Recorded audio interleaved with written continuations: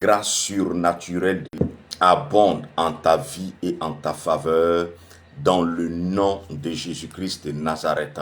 Que l'Éternel se souvienne abondamment de toi, qu'il bénisse cette semaine qui va commencer pour ta vie et qu'il t'ouvre les portes qui t'étaient restées longtemps fermées au nom de Jésus. Que l'agréable, le merveilleux soit ton ami au nom de Jésus-Christ de Nazareth.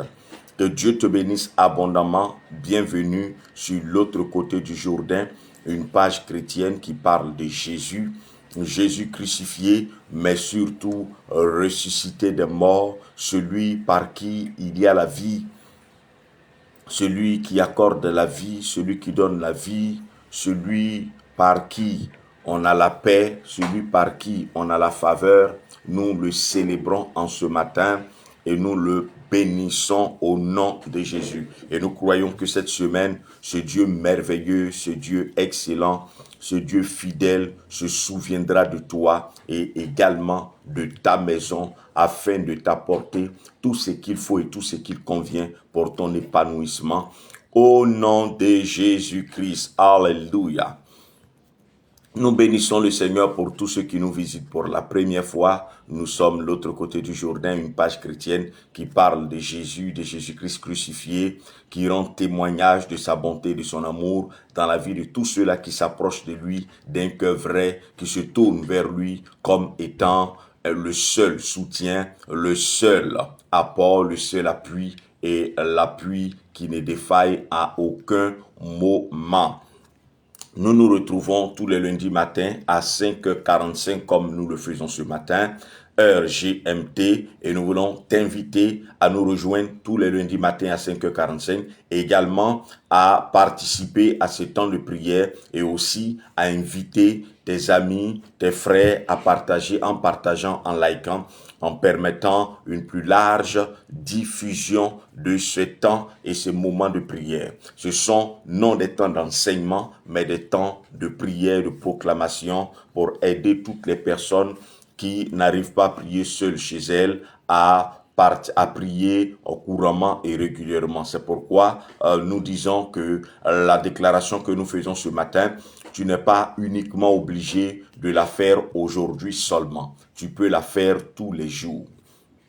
Tu peux faire cette déclaration régulièrement. Tu peux faire cette déclaration du lundi jusqu'au samedi. Voilà. Tu n'es pas obligé de te limiter seulement à aujourd'hui. Tu peux la faire le matin, le soir, autant que tu pourras. Et la grâce de Dieu abondera dans ton âme.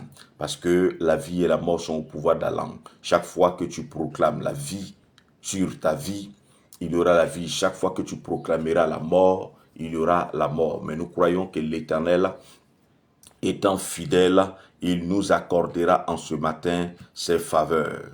Alors, nous allons échanger sur un passage pendant 5 à 10 minutes et nous allons ensuite prier le Seigneur pendant 10 à 15 minutes maximum et nous allons ensemble prier le Seigneur. Alors, tu vas prendre ta Bible. Seigneur, je n'ai nul autre que toi, mes yeux, Seigneur, sont sur toi. Luc 22, prends ta Bible, Luc 22, Jésus, lisons le verset 33.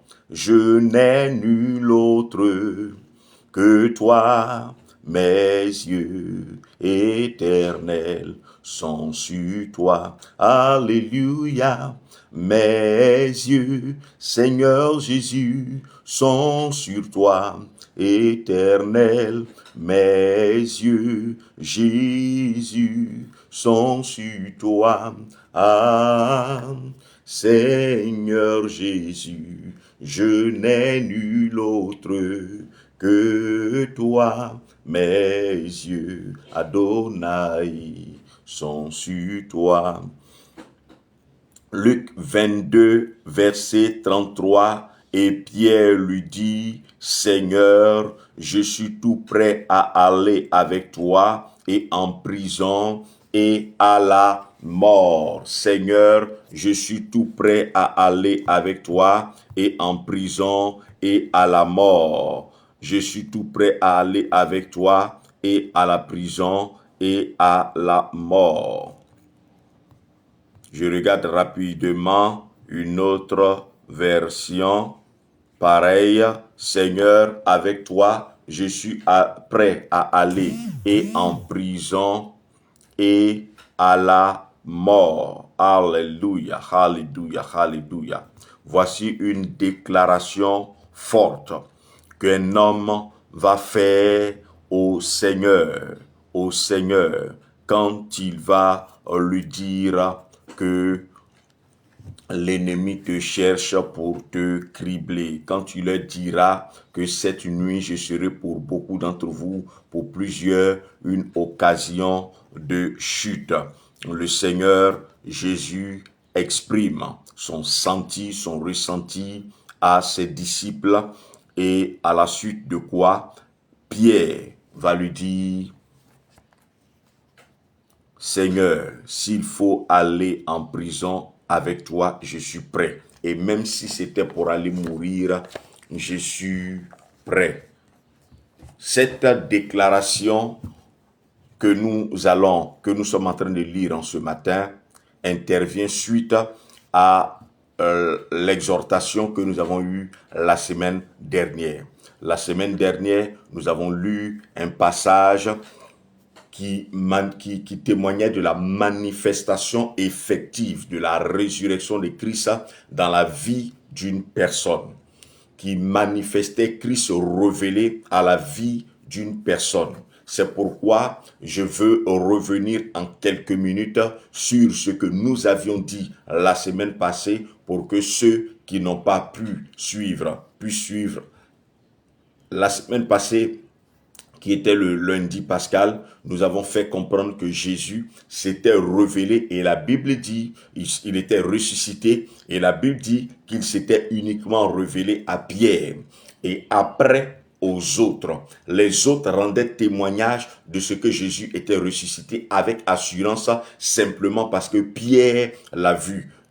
Christ ne s'était pas manifesté à eux, il ne s'était pas révélé à eux, mais il s'était révélé à Pierre. Pierre était la figure témointe de ceux qui savaient que Jésus avait été ressuscité. Les autres avaient entendu dire que Christ avait été ressuscité.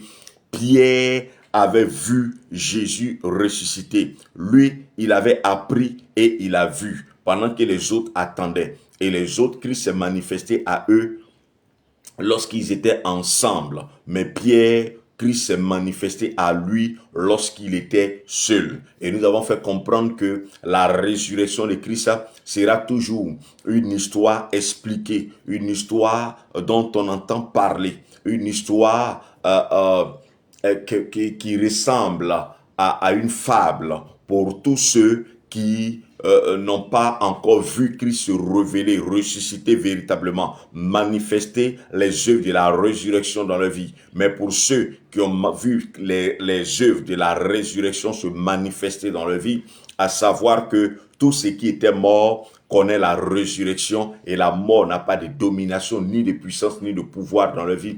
Ceux-là, lorsqu'ils parlent de Christ qui est ressuscité, ils ne parlent pas d'une histoire qu'ils ont entendue, ils ne parlent pas d'une histoire que les autres racontent, ils parlent d'une histoire qu'ils vivent. Et Christ se vit. Christ ne se raconte pas. Christ se vit. Et je vais revenir avec insistance sur cette partie. Christ se vit. Christ ne se raconte pas. C'est pourquoi beaucoup peuvent dire: depuis que je suis chrétien, je n'ai rien vu, ma vie ne change pas, etc. Parce que pour eux, ce sont les autres qui parlent de Jésus qui a la capacité de transformer une vie, alors que Jésus se révèle à chaque individu de façon personnelle. De façon personnelle, il peut se révéler à toi comme étant le Dieu qui aime. Il peut se révéler à toi comme étant le Dieu qui guérit. Il peut se révéler à toi d'une manière ou d'une autre, mais il se révèle effectivement, il est réel. Mais pour beaucoup, ils croient en ce Dieu, ils croient que ce Dieu a la capacité, il est tout puissant simplement par ouï-dire, par rapport à ce qu'ils ont entendu. mais je veux t'emmener en ce matin, en cette semaine, à comprendre et à vivre toi aussi la résurrection de façon effective. Pas avec oui dit, pas parce que tu as entendu dire que Jésus est ressuscité, mais simplement parce que tu le côtoies au quotidien, parce que tu le vis au quotidien, parce que tu le sens au quotidien. Et Jésus n'est pas un Dieu qui est utopique. C'est un Dieu réel et c'est un Dieu véritable, à la différence des autres dieux qu'il faut chercher sans pouvoir jamais les voir. Jésus se montre, Jésus se révèle, Jésus se manifeste dans ses actions et même réellement, il se manifeste également.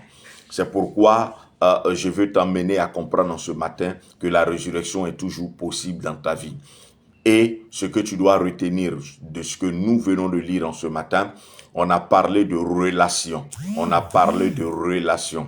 Lorsque nous sommes, pour que Christ se révèle à nous, je résume rapidement et nous allons passer à la partie de ce matin, pour que Christ se révèle à nous personnellement et pas après, quand il va se révéler aux autres, pour qu'on ne soit pas en train de répéter ce que les autres disent, pour qu'on ne soit pas en train de raconter ce que les autres disent.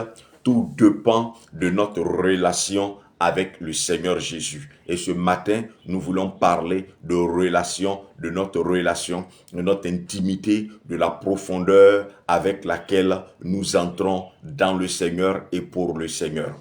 Pierre avait une relation privilégiée avec le Seigneur. Quand je parle de relation privilégiée, je ne parle pas du sens du Seigneur vers lui, mais je parle plutôt de lui vers le Seigneur. La relation dont je vais te parler en ce matin n'est pas une relation qui vient de par le Seigneur vers toi, mais qui plutôt part de toi vers le Seigneur. Car la Bible déclare que avant même que nous ne soyons des prieurs ou des prêcheurs ou des personnes qui témoignent, des personnes qui sont converties, Christ était déjà mort pour nous. Donc l'amour de Dieu en notre endroit a été déjà manifesté quand même nous n'étions pas chrétiens, quand même nous ne prions pas encore, quand on ne connaissait pas le Seigneur Jésus. Il avait déjà donné sa vie pour nous. Donc l'amour de Dieu pour nous, c'est un amour indiscutable, c'est un amour inconditionnel, c'est un amour sans faille, c'est un amour vrai et c'est un amour parfait. Mais ce qui va permettre à Christ de se révéler à toi pour que tu vives effectivement la résurrection, non pas seulement de façon circonstancielle, mais de façon quotidienne ou journalière. Il faut que toi, tu partes vers le Seigneur. Il faut que ce soit toi qui commences à aimer Dieu. Il faut que ta relation avec le Seigneur change. Et le passage que nous venons de lire dit quoi? Ce passage dit que lorsque le Seigneur leur a dit que vous serez en cette nuit pour moi, je serai pour vous, plusieurs parmi vous, une occasion de chute, Pierre va ouvrir la bouche, il va prendre la parole et il va dire: qu'on te mette en prison, j'irai en prison avec toi. Si on doit te tuer, je suis prêt à mourir avec toi. Il témoignait ainsi de son amour inconditionnel, de son amour fou pour le Seigneur parce qu'il croyait en lui de façon déterminée. Son amour pour lui était sans faille. Son amour pour lui était total. Il n'aimait pas Jésus parce que Jésus avait fait des miracles dans sa vie. Il n'aimait pas Jésus, il n'était pas prêt à mourir avec Christ parce que Christ lui aurait donné une part importante de son héritage. Mais il aimait Christ, il aimait Jésus simplement parce que Dieu lui avait révélé qui était Christ, l'amour parfait, qui était Christ, la vie, qui était Christ, la vérité, qui était Christ, le chemin qui permettait de parvenir à la vraie et à la réelle vie. Quand il a compris cela, il a commencé à suivre Christ de tout son cœur. Et sa relation et son intimité avec lui était la chose la plus importante de sa vie, la chose la plus nécessaire de sa vie, la chose la plus utile de sa vie. Tu veux voir Christ se révéler à toi de façon personnelle, pas aux autres qui viennent te raconter, qui viennent te donner leur témoignage, mais tu veux toi-même vivre la résurrection en direct. Tu veux voir la mort quitter ta vie et tu veux voir Christ se révéler particulièrement à toi. Tu veux voir la mort s'écarter de tout ce que tu entreprends. Tu veux voir la mort s'éloigner de toi. Le premier secret réside dans ta relation avec le Seigneur. Pas dans sa relation avec toi, mais plutôt dans ta relation avec lui. C'est toi qui dois aller vers le Seigneur. Car le Seigneur dit, nul ne peut venir à moi si je ne l'attire. Donc le Seigneur est venu vers toi et t'a attiré à lui. Alors, c'est maintenant à toi d'aller vers le Seigneur et de lever vers lui la voix et de le chercher par la prière et de le chercher de tout ton cœur. Et c'est alors que tu verras la première résurrection se manifester dans ta vie. Ça commence d'abord par l'amour que tu as pour le Seigneur. Et cet amour, tu penses peut-être l'avoir. Oui, effectivement, tu as cet amour pour le Seigneur. Tu aimes le Seigneur. Mais à quel rythme, à quel prix et à quel niveau, à quel degré, je vais dire, pour faire simple. Tu aimes le Seigneur à quel degré? C'est là que se fait toute la différence. Nous aimons tous le Seigneur, mais la différence réside au niveau du degré d'amour que nous avons pour lui. Et le degré d'amour que nous avons pour le Seigneur peut faire que, par exemple, on ne va jamais aller dans la présence de Dieu de façon à la je m'en fous. On va aller toujours dans la présence de Dieu à l'heure parce qu'on estime qu'on va rencontrer une autorité. On va rencontrer le suprême. Ton amour pour Dieu, au fur et à mesure que ça va grandir, fera que il y a des attitudes que tu n'auras plus vis-à-vis du Seigneur. Il y a des choses que tu ne feras plus. Et ça, c'est progressivement. Plus tu vas aimer le Seigneur, plus tu choisiras le Seigneur et tu délaisseras d'autres choses. Fonction de l'amour qui va grandir, il y a des choses que tu feras, il y a des choses que tu ne feras plus pour le Seigneur. Il y a des phrases même que tu ne diras plus pour le Seigneur. Et plus ton amour pour lui grandira, tu parviendras à un niveau, à une étape où ton travail, ton commerce ne pourra même pas rivaliser avec Dieu. Ton travail, ton commerce ne pourra même pas rivaliser avec Dieu. Tu vas atteindre ce niveau-là. Ou entre Dieu et ton travail, s'il y avait un choix à faire, tu choisiras le Seigneur. Ou entre ton enfant et le Seigneur, tu choisiras le Seigneur. Tu pourras parvenir à ce niveau-là progressivement. C'est pourquoi il faut que tu pries chaque jour pour aimer le Seigneur davantage. Chaque jour, tu dois prier pour aimer le Seigneur davantage. Et ça doit être pour toi l'objet d'une préoccupation. Voici ce qui grandira ta relation avec Christ. Le désir d'aimer Dieu. Le désir d'aimer Dieu. On ne peut pas entretenir une véritable relation avec quelqu'un avant de commencer à l'aimer. Mais avant de commencer à aimer quelqu'un, c'est quand on commence à se frotter à lui. Plus tu vas t'intéresser à Dieu, plus tu vas te rapprocher de lui, plus tu vas passer du temps avec lui, plus tu seras avec lui, plus tu vas aimer Jésus, plus tu vas te rapprocher de Jésus, plus ton amour pour lui grandira et ta relation sera encore plus grande. Parce que quand on aime quelqu'un, on a envie d'être avec cette personne. Quand on aime quelqu'un, on a envie de partager tout avec cette personne. C'est à partir de cet instant-là que ta relation, ton affection pour le Seigneur grandira progressivement et il y a des choses pour lesquelles tu luttais, pour lesquelles tu ne lutteras plus. Il y a des choses pour lesquelles tu réfléchissais, pour lesquelles tu ne réfléchiras plus. Il y a des choses pour lesquelles tu t'inquiétais, pour lesquelles tu ne t'inquiéteras plus parce que lorsque ton amour pour le Seigneur commence à grandir, lorsque ton intimité, ta relation avec le Seigneur commence à grandir, il y a des privilèges que le Seigneur t'accorde en ce sens que il se révèle à toi d'abord avant de se révéler aux autres. Les autres croient à partir de ton témoignage. Les autres voient à partir de toi. Les autres sont assurés à partir de toi. C'est à partir de toi que tout commence. L'évangile va tourner autour de ton témoignage, autour de ta personne. De la même manière que les autres disciples, ils étaient tous disciples. Alléluia. Ils étaient tous disciples. Ils étaient tous disciples. Cependant, ils n'étaient pas disciples au même titre. Nous sommes tous chrétiens, mais nous ne sommes pas tous chrétiens au même titre.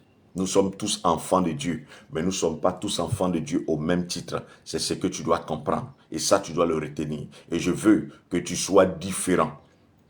que tu sois différent des autres enfants de Dieu à un titre différent, de sorte que Christ t'inscrive sur la liste des personnes à qui il peut se révéler au nom de Jésus-Christ de Nazareth. Pierre était prêt à aller avec le Seigneur en prison. Pierre était prêt à ne pas se limiter à la prison, mais aller même jusqu'à la mort. Il était prêt à aller jusqu'à mourir. Tu me diras, oui, mais il a régné le Seigneur. Non, Pierre n'a pas régné le Seigneur parce qu'il voulait régner le Seigneur. Il a régné le Seigneur parce qu'il était humain. Il a régné le Seigneur parce que le côté humain était développé. Mais plus tard, Pierre est mort pour le Seigneur. Il a régné le Seigneur parce qu'il n'avait pas la capacité d'accepter la mort. Il avait la volonté, mais non pas la capacité. Et ça, je reviendrai là-dessus une autre fois. Pourquoi on peut avoir la volonté et pas la capacité? La capacité, c'est Dieu qui nous l'accorde. Ce n'est pas notre volonté. Ce n'est pas notre désir. On ne suit pas Dieu avec sa volonté personnelle, avec ses capacités, non. Avec son potentiel ou son pouvoir, non. On ne suit pas Dieu avec la force. C'est pourquoi il dit, ce n'est ni par la puissance, ni par la force, mais c'est par mon esprit. Et Pierre, lui, il a voulu suivre Jésus avec sa force, avec sa colère, avec son engouement, sa détermination qui lui était propre. Voici pourquoi Pierre a fini par régner le Seigneur Jésus. Mais je veux te faire retenir simplement que Pierre était prêt à aller jusqu'à la mort. Ton amour pour le Seigneur, jusqu'où il t'emmène, jusqu'où il peut t'emmener, c'est à là que tu dois arriver progressivement. C'est que mon amour pour Dieu m'emmène à être à ce niveau. Mon amour pour le Seigneur m'emmène à être à tel niveau.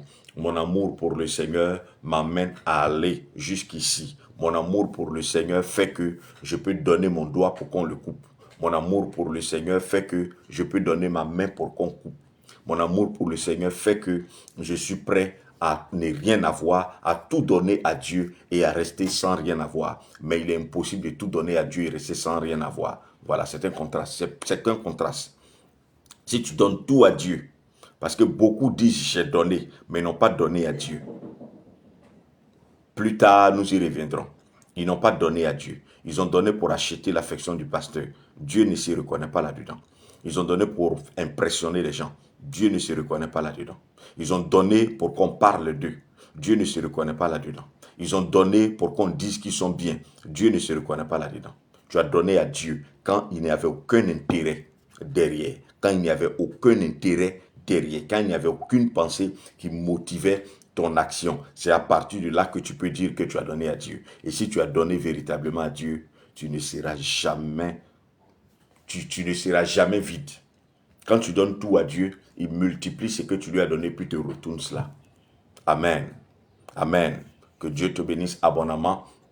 Je vais bénir le Seigneur pour la vie de tous ceux-là qui sont connectés. Maman, Marie Yao, que Dieu te bénisse abondamment et que ses faveurs soient renouvelées en ton endroit au nom de Jésus-Christ et que l'Éternel te bénisse surnaturellement et abondamment et qu'il accroisse ton intimité avec lui, ta relation avec lui pour que tu puisses bénéficier largement de la résurrection du Seigneur Jésus.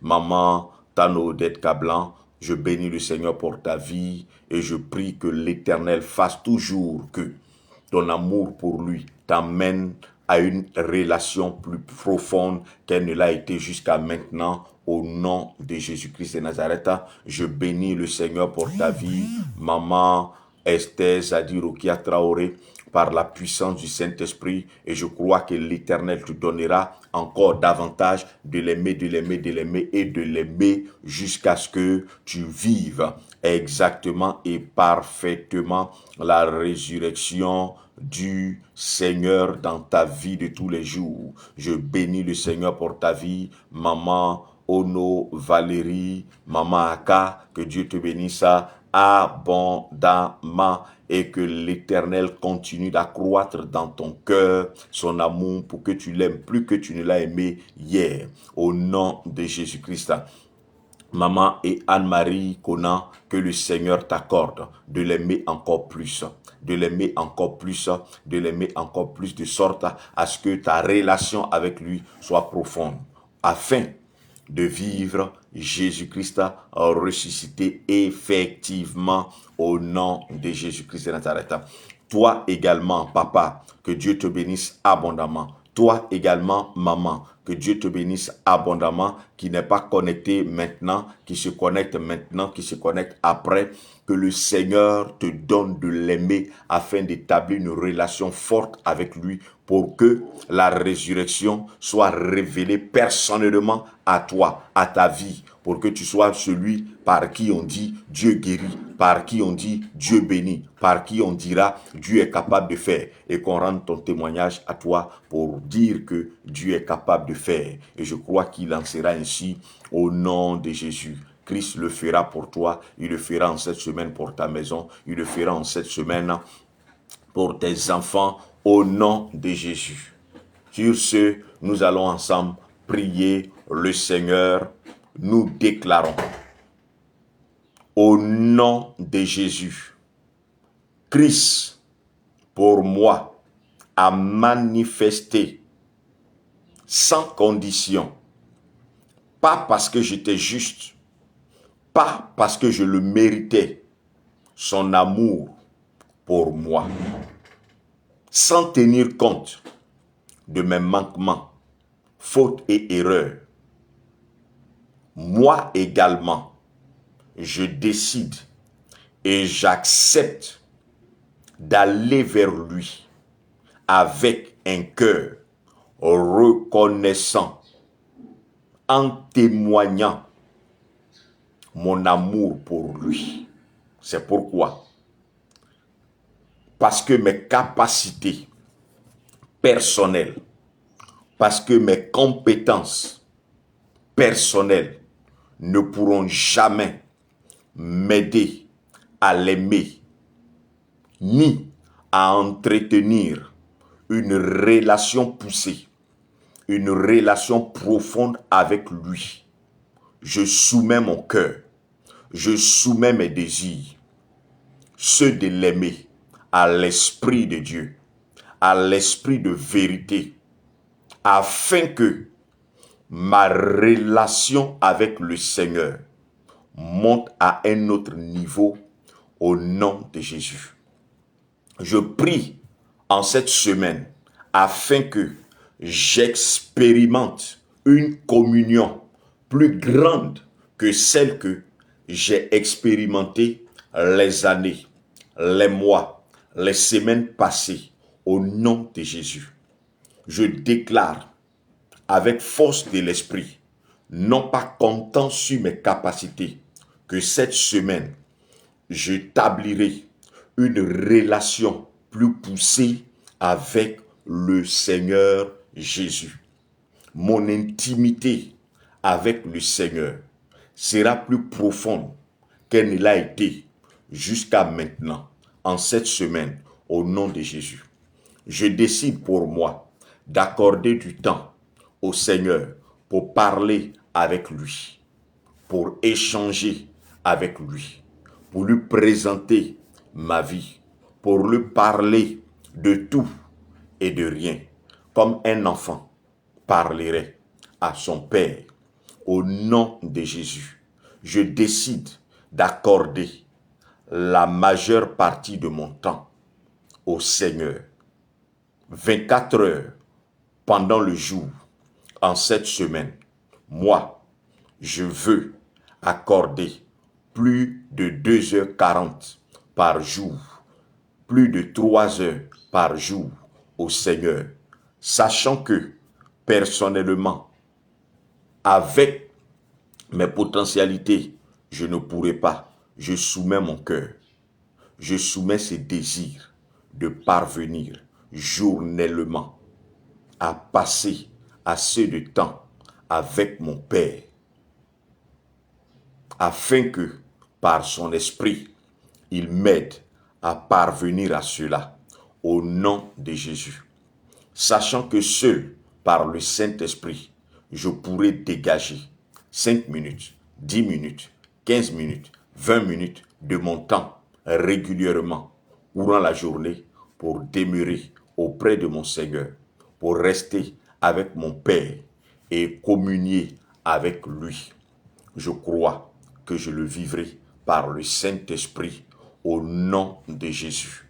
J'appelle la grâce et la faveur du Seigneur à m'accompagner dans ces désirs de vivre, d'expérimenter une relation plus poussée, plus profonde avec mon Dieu, afin que je vive la Pâque, la résurrection de Christ de façon réelle dans ma vie, de façon réelle dans ma maison, en cette semaine, de façon vraie dans mes activités, dans tout ce que j'entreprends. Je veux être le témoignage que Jésus est ressuscité. Je veux être le témoignage que Jésus a capacité et puissance de libérer, de délivrer et d'opérer dans la vie de ses enfants le miracle au nom de Jésus. Et je crois qu'en cette semaine, je serai le témoignage de la victoire de Christ sur la mort. Je serai le témoignage de la victoire de Christ sur tout ennemi qui rôde autour de ma maison, autour de ma vie et de la vie de mes enfants. Au nom de Jésus, cette semaine, je vis et j'expérimente des choses excellentes et extraordinaires. La résurrection me salue au nom de Jésus. Amen. Amen, amen, amen, amen, amen. Que Dieu te bénisse abondamment et ne manque pas de dire cette prière plusieurs fois et d'ajouter tes propres expressions, tes propres phrases pour que tu vives une relation réelle, une communion véritable avec ton Père, avec ton Dieu. Ne manque pas de lui parler quand tu es dans la voiture, en marchant, parce qu'un enfant parle à son Père toutes les fois qu'il a l'occasion. N'attends pas seulement d'aller à l'église ou d'être dans un cadre, non. Parle à Dieu à tout moment et tu verras que cette relation va se développer. Dieu te bénisse. Excellente semaine sous la grâce du Seigneur. Shalom.